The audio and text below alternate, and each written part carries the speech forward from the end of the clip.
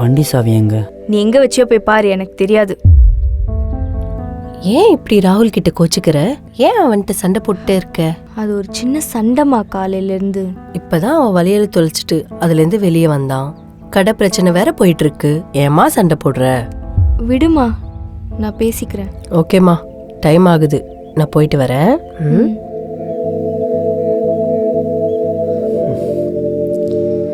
நில்லு. நீ இவ்வளோ பேசியும் இப்போவும் அம்மா உனக்கு தான் சப்போர்ட் பண்றாங்க. நான் இப்பயும் சொல்றேன், அவங்க உங்களை ஏமாத்த ட்ரை பண்றாங்க. அவங்க ஏய், நம்ப.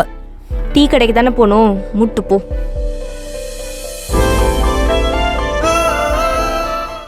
Hello hello Suresh uncle. சொல்லுமா.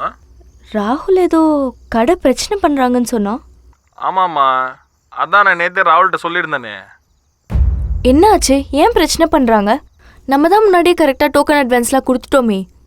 எனக்கு என்னம்மா இருக்கு, உங்கள் அம்மா ஓகே சொன்னால் எல்லாம் ஈஸியாக முடிஞ்சிடும்.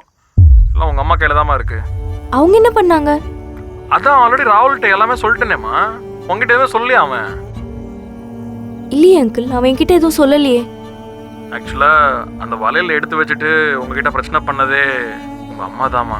இப்போ இந்த கடையை திறக்க விடாமல் பிரச்சனை பண்ணுறதும் உங்கள் அம்மா தாம்மா. நீங்கள் லவ் பண்ணது அவங்களுக்கு இதுக்கு முன்னாடி பிடிக்கல, அதெல்லாம் ஓகேம்மா. ஆனால் இப்போ தான் நீங்கள் சேர்ந்து நல்லா வாழ்ந்துட்டு இருக்கீங்களே.